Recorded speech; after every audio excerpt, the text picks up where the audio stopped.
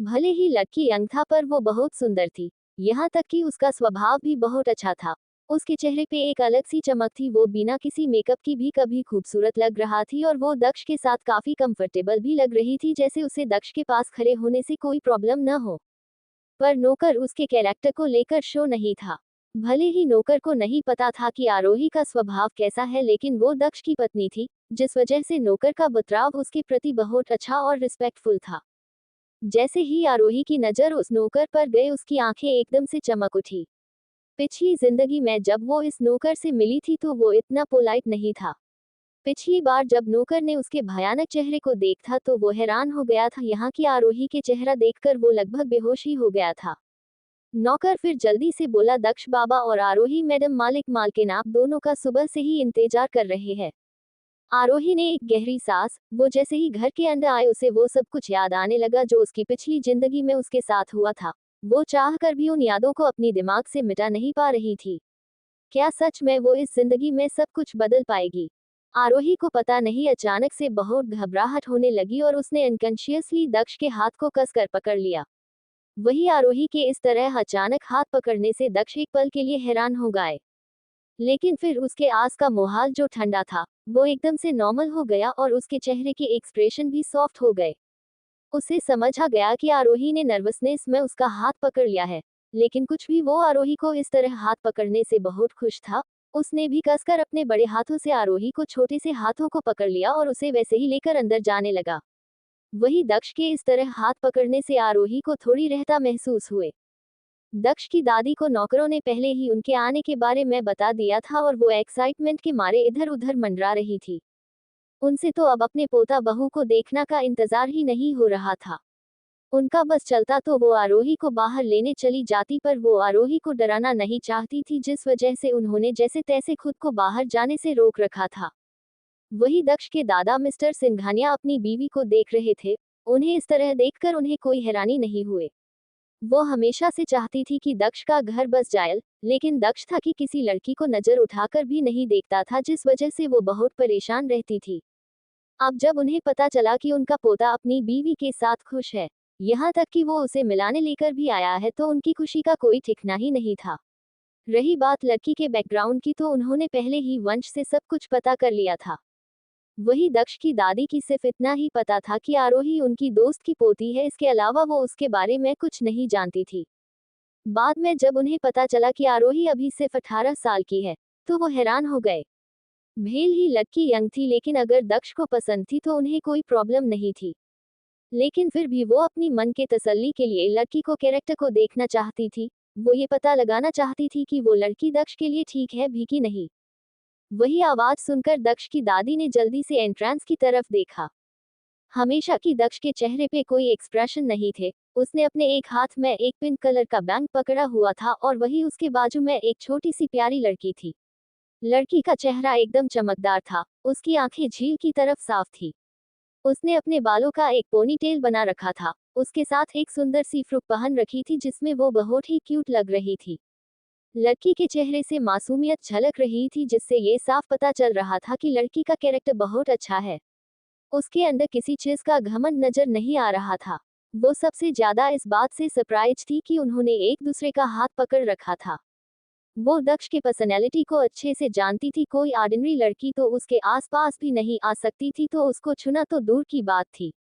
लेकिन अभी दक्ष ने सच में उस लड़की के हाथ को पकड़ रखा था। ऐसा कभी नहीं हुआ था यहाँ की। इससे पहले जो दक्ष की मंगेतर थी वो भी ऐसा करने में कामयाब नहीं हो पाई थी, जिस वजह से वो आरोही को और पसंद करने लगी थी।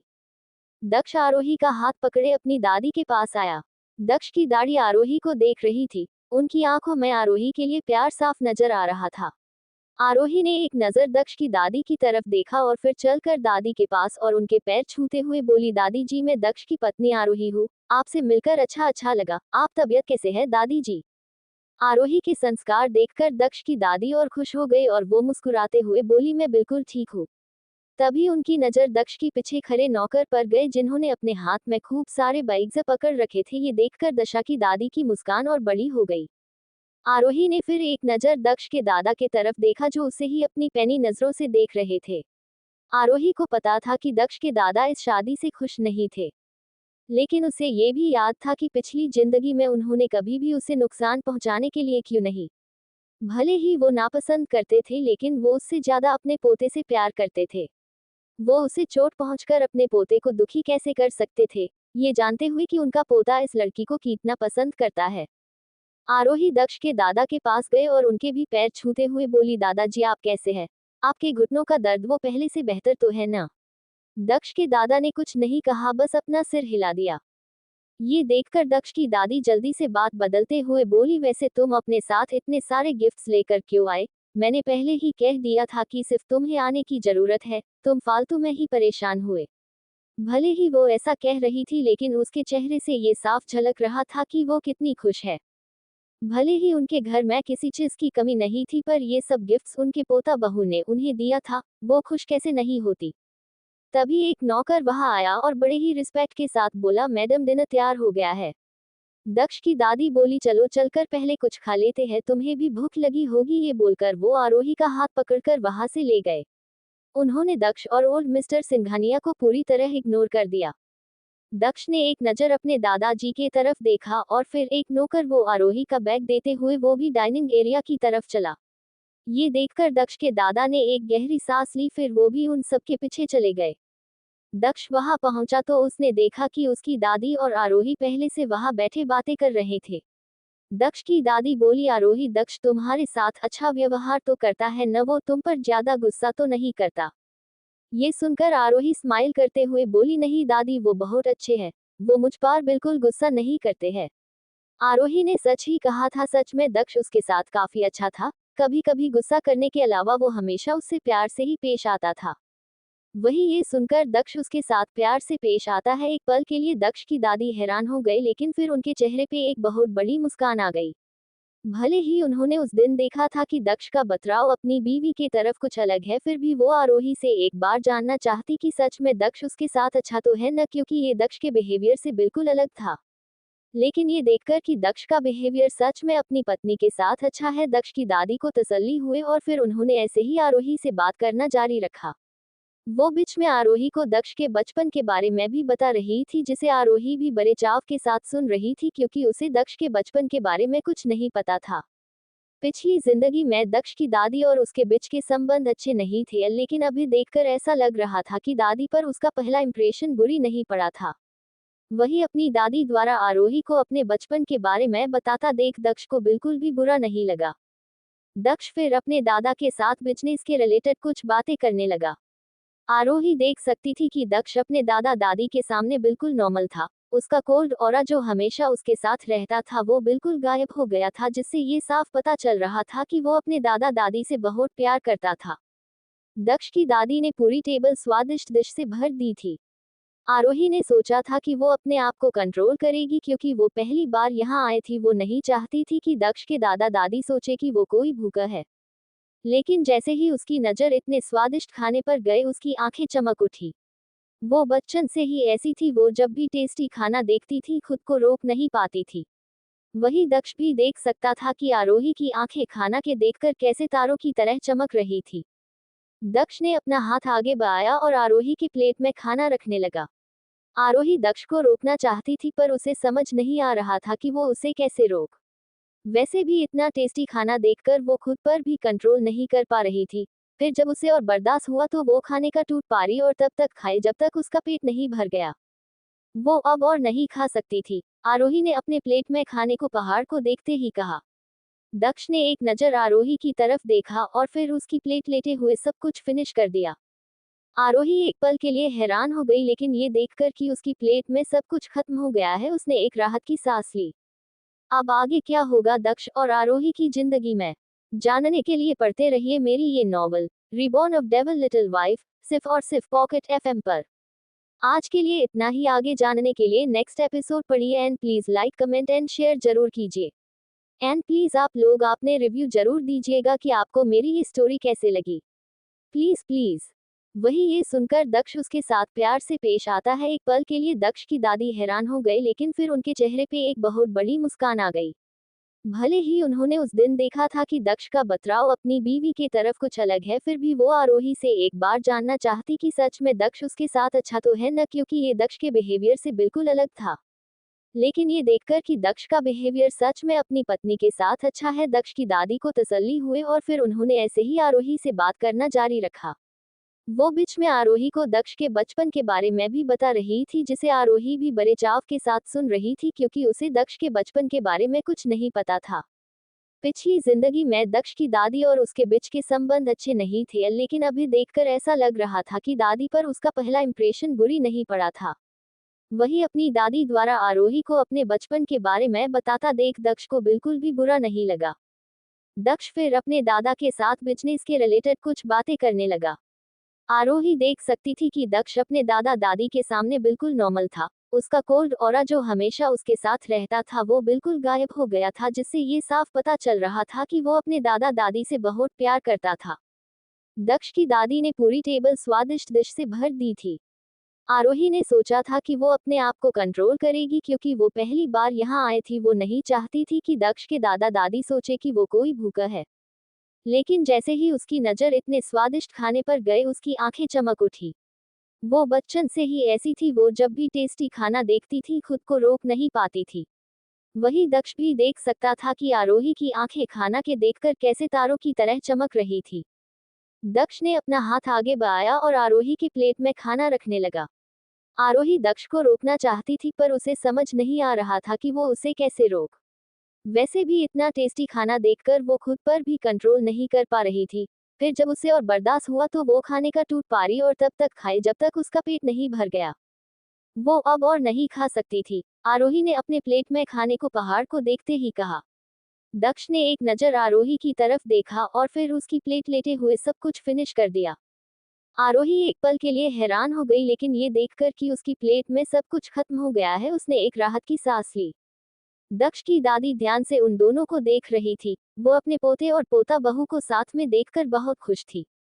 ये लड़की ठीक वैसी थी जैसे उनके पोते ने उन्हें बताई थी। वो खाने को लेकर बिल्कुल भी पीकी नहीं थी। उसकी अपीटाइट काफी अच्छी थी। वो उन लड़कियों जैसी नहीं थी जिसे हेल्थ से ज्यादा अपना फिगर के बारे में ज्यादा चिंता रहती थी। वैसे भी अगर उनकी पोता बहू हेल्थी रहेगी तभी तो उनका परपोता भी हेल्थी रहेगा। वैसे तो उन्होंने अभी इसके बारे में ज्यादा नहीं सोचा था, क्योंकि पहले दक्ष लड़कियों से दूर ही रहता था, उन्हें अपने करीब आने ही देता था। लेकिन अब जब दक्ष की शादी हो गई थी और उसके पत्नी के बीच का रिश्ता भी इतना अच्छा था, तो उन्हें लगा कि उनका परपोता देखने का सपना जल्द ही पूरा हो जाएगा।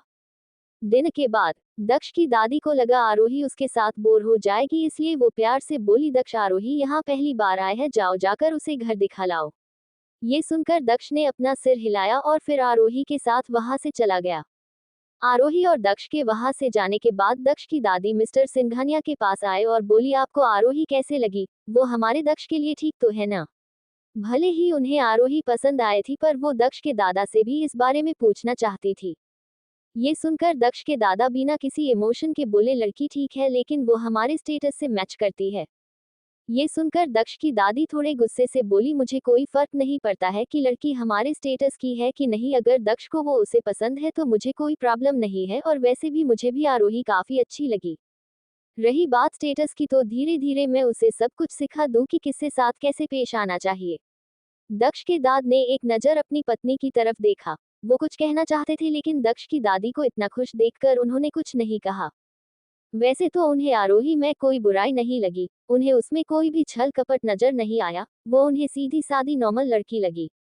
लेकिन वो कोई आम इंसान की पत्नी नहीं थी, वो दक्ष सिंघानिया की पत्नी थी। सिंघानिया परिवार के हेड की पत्नी। आम लड़की उसकी पत्नी कैसे हो सकती थी? रात का समय था, पूरे आसमान में तारे जगमगा रहे थे, ठंडी हवा चल रही थी, जिससे वहां का माहौल बहुत ही खूबसूरत लग रहा था। भले ही ये दक्ष के घर जैसा नहीं था, मगर सिंघानिया मैशन का भी एक अलग ही मजा था। दिन के बाद घूमना आरोही को काफी अच्छा लगा। आरोही को एहसास हुआ कि यहाँ आने से पहले उसे जो बेचैनी हो रही थी वो पूरी तरह गायब हो चुकी थी। उसे अब पहले से काफी बेहतर महसूस हो रहा था। लेकिन तभी उसकी नजर अपने पास खड़े दक्ष पर, और उसे कुछ अजीब लगा। दक्ष का कोल्ड ऑरा पहले की तरह वापस आ गया था। दक्ष को इस तरह देखकर आरोही को समझ नहीं आया कि अब उसने दक्ष को गुस्सा दिलाने के लिए क्या लिया। जब वो खाना खा रहे थे तब तो सब ठीक था। क्या दक्ष की दादी से बात करते समय उसने कुछ किया, लेकिन उसे ऐसा कुछ भी याद नहीं आया। दक्ष ने अपने कदमों की रफ्तार भी तेज कर दी थी। वहीं आरोही के छोटे पैर उसकी जितनी रफ्तार से नहीं दौड़ पाए और वो पीछे रह गए। आरोही ने अपने आसपास देखा और वो थोड़ा घबरा गए। आरोही को अंधेरे से डर लगता था, अगर उसके साथ कोई होता तब तो ठीक था, लेकिन अकेले वो काफी डर जाती थी। वही दक्ष को इस तरह खुद से दूर जाते देख आरोही दौड़कर दक्ष के पास और बिना कुछ सोचे समझे दक्ष के गोद में चढ़ गए। वही आरोही के इस तरह करने से दक्ष एक पल के लिए हैरान हो गया, लेकिन फिर उसके आस जो ठंडा और था वे एकदम से गायब हो गया। दक्ष ने आरोही को कसकर पकड़ लिया और फिर वो उसे वैसे ही लेकर वहां बने एक बेंच पर बैठ गया और आरोही को अपनी गोद में बैठा लिया। दक्ष बड़े ही गौर से आरोही के छोटे से प्यारे चेहरे को देख रहा था। पता नहीं इस चेहरे में क्या था, पर जब भी वो इसे देखता था तो वो कहीं खो सा जाता था। वो खुद को कंट्रोल नहीं कर पाता था आरोही के करीब जाने से, और अभी भी ठीक वैसे ही हो रहा था। उसका मन कर रहा था कि आरोही को गले लगाकर खूब सारा प्यार करे। आरोही को इस तरह देखकर दक्ष के अंदर कुछ बदलाव होने लगे। वही आरोही जो शांति से वहां बैठी थी वो अचानक से बोली, हब्बी नीचे कुछ है, मुझे चुभ रहा है। आरोही ने जैसे ही ये कहा दक्ष के एक्सप्रेशन एकदम से इंटेंस हो गए। वो अपनी आंखें छोटी कर आरोही को घूरने लगा। वही आरोही को समझ ही नहीं आया कि उसे क्या चुभ रहा है, लेकिन जैसे ही उसे समझ आया उसकी आंखें एकदम से बड़ी हो गई, उसके गाल एकदम से लाल हो गए। उसका मन हो कि वो यहाँ से कहीं भाग जाए, लेकिन वो भाग पाती उससे पहले ही दक्ष ने कसकर उसकी कमर से उसे पकड़ लिया। आरोही छटपटाने लगी, पर उसने अपने आप को दक्ष के पकड़ से छुड़वाने की चाहे कितनी भी कोशिश क्यों न की, वो कामयाब नहीं हो पाए। वही आरोही के इस तरह हिलने से दक्ष का खुद पर कंट्रोल करना और मुश्किल हो गया और उसने कसकर अपनी मुट्ठी बींच ली। ये पागल लड़की, क्या वो सच में चाहती है कि वो उसके साथ कुछ करे? अगर वो ऐसी तरह हिलती रही तो वो सच में खुद को कंट्रोल नहीं कर पाएगा। आखिर वो भी एक लड़का था, वो कब तक खुद को कंट्रोल कर पाता? दक्ष आरोही को अपनी काली आंखों से घूरते हुए बोला, लिटिल वाइफी, अब अगर तुम जरा भी हिली तो इसके आगे जो होगा उसकी जिम्मेदार खुद होगी। दक्ष की खुली धमकी सुनकर आरोही एकदम से शांत हो गए, लेकिन उसे बहुत ज्यादा शर्म आ रही थी। उसकी हिम्मत ही नहीं हो रही थी दक्ष से नजरें मिलने की। उसका मन कर रहा था कि धरती फट जाए और वो अभी के अभी उसमें समा जाए। उससे आज से पहले इतनी ज्यादा एम्बरासमेंट कभी महसूस नहीं हुई थी। वही दक्ष की नजर जब आरोही के गुलाबी गाल पर गए तो उसके चेहरे पे सेहतानी मुस्कुराहट आ गई और वो आरोही के कमर पर अपने हाथ फेरते हुए बोली, लिटिल वाइफी, तुम इतना क्यों शर्मा रही है? वो तुम्हारा ही तो है, आज नहीं नहीं तो कल उसे फील करना ही है, तो इसमें इतने शर्माने वाली कौन सी बात है? वही दक्ष के मुंह से ऐसी बेशर्मों वाली बातें सुनकर आरोही की आंखें चौड़ी हो गए। उसने कभी नहीं सोचा था कि दक्ष इतना बेशर्म हो सकता है। आरोही से जब और बर्दाश्त नहीं हुआ तो उसने जल्दी से अपना चेहरा देख की छाती में छुपा लिया। आरोही को अपने गाल जलते हुए महसूस हो रहे थे, क्योंकि वो अभी भी उस चीज को महसूस कर पा रही थी, पर वो कर भी क्या सकती थी, वो भाग भी तो नहीं सकती थी। वही आरोही का रिएक्शन देखकर दक्ष के चेहरे की मुस्कान और बड़ी हो गई और उसने भी कसकर आरोही गले लगा लिया। वही दक्ष की दादी दूर खड़ी ये सब देख रही थी। भले ही उन्हें नहीं पता था कि दक्ष और आरोही क्या बातचीत कर रहे थे, लेकिन वो दक्ष के चेहरे पर खुशी साफ देख सकती थी। अपने पोते को इतना खुश देखकर वो बहुत खुश थी। जब दक्ष और आरोही बहुत देर तक वापस नहीं आए तो वो उन्हें देखने बाहर आ गए, लेकिन उन्होंने कभी नहीं सोचा था कि वो अपने आंखें के सामने ये नजारा देखेगी। उन्होंने एक नजर वहां खड़े नौकरों की तरफ देखा और सभी को वहां से जाने को बोला। वो नहीं चाहती थी कि दक्ष और आरोही को कोई भी डिस्टर्ब करे। एक आखिरी बार उन दोनों को देखकर वो भी वहां से चली गए। आखिर उन्हें अपने पति को भी इस बारे में बताना था। अब आगे क्या होगा दक्ष और आरोही की जिंदगी में, जानने के लिए पढ़ते रहिए मेरी ये novel reborn of devil little wife, सिर्फ और सिर्फ पॉकेट एफएम पर। आज के लिए इतना ही, आगे जानने के लिए नेक्स्ट एपिसोड पढ़िए and please like comment and share जरूर कीजिए। एंड प्लीज आप लोग अपने रिव्यू जरूर दीजिएगा कि आपको मेरी ये स्टोरी कैसे लगी। Please please.